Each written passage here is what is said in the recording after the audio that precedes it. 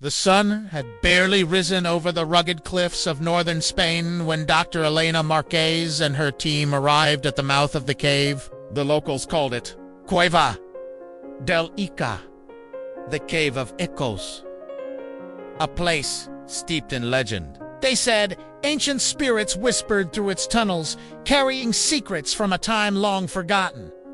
For centuries, it had remained untouched by modern science. That is, until today. Elena had spent the last decade studying prehistoric artifacts, but nothing in her experience prepared her for what she would find inside. Her team had been investigating a series of caves along the coastline, looking for traces of early human habitation. Instead, they stumbled upon something entirely unexpected. A collection of miniature discs, no larger than a child's palm, meticulously arranged on stone ledges deep within the cave. The discs were extraordinary, made from a combination of clay, obsidian, and an unknown metallic compound. They bore intricate engravings resembling star charts and cryptic symbols. Each disc was unique, yet all shared a common pattern. A central hole surrounded by concentric rings, each ring filled with markings that seemed almost musical in nature. Doctor! Marquez carefully picked one up, her gloves protecting the fragile surface. The markings glimmered in the torchlight, reflecting colors she had never seen in any mineral before. She could feel the weight of history in her hands, but the feeling was almost alive! The disc pulsed faintly, as if responding to her touch. "We need to document everything," she said, her voice barely above a whisper. "This isn't just an artifact. It's something else. Something beyond our understanding." Over the next few weeks, the team conducted careful analysis. Radiocarbon dating placed the discs at over 12,000 years old, predating known civilizations in the region. Their metallurgical composition baffled chemical elements that should not exist together had fused perfectly, forming a structure far stronger than steel, yet lighter than bone. The engravings resisted all known deciphering methods. Linguists tried to decode them as proto-writing, but nothing made sense. It wasn't a language, it was a system.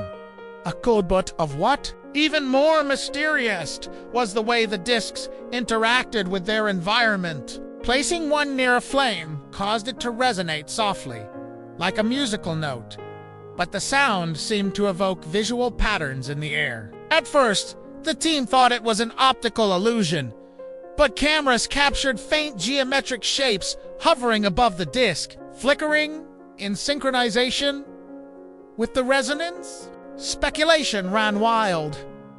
Were these ancient musical instruments? Calendars? Tools for astronomy? Or something else entirely? Some researchers suggested that the discs could have been part of a ritual, a way for early humans to connect with the cosmos. Others posited a more controversial theory. Perhaps these artifacts were evidence of contact with a civilization far advanced beyond anything previously known. Local legend added fuel to the fire. The villagers spoke of small children of the stars who visited the caves long ago, leaving behind treasures that could bend nature itself. Scholars dismissed it as folklore, yet the precision and sophistication of the discs suggested intelligence far beyond that of ordinary hunters. Elena, however, remained cautious. She insisted on rigorous testing before drawing conclusions. The discs were delicate, their surface easily damaged. Each experiment had to be controlled, replicated, and verified. But even her scientific rigor could not explain the anomalies. The discs emitted low-frequency vibrations detectable only with special sensors. These vibrations seemed to influence nearby organic material, subtly altering growth patterns in plants and fungi in the lab. The world began to take notice. Media outlets from across Europe descended upon Mombasa, eager to witness the discovery firsthand. Headlines screamed of alien artifacts and mystery. Of the ancient dwarf discs, academics debated the implications in journals and conferences. Some dismissed it as a hoax or a myth. Others argued it could redefine human history. Then came the breakthrough. A graduate student, Marco, accidentally discovered that placing two discs in proximity caused their vibrations to synchronize, creating a harmonic field that could generate light from the faintest heat source. Sparks danced across the surface of the discs, forming patterns eerily similar to constellations visible from Earth's northern hemisphere 12 millennia ago. It was as if the discs were not just objects, but instruments designed to interact with the universe itself. Dr. Marquez realized they were holding the remnants of a lost technology, a system of knowledge encoded in materials far beyond their comprehension. The discs were a bridge between science, art, and the cosmos, left by ancestors or perhaps visitors who understood the universe in ways modern humans had forgotten.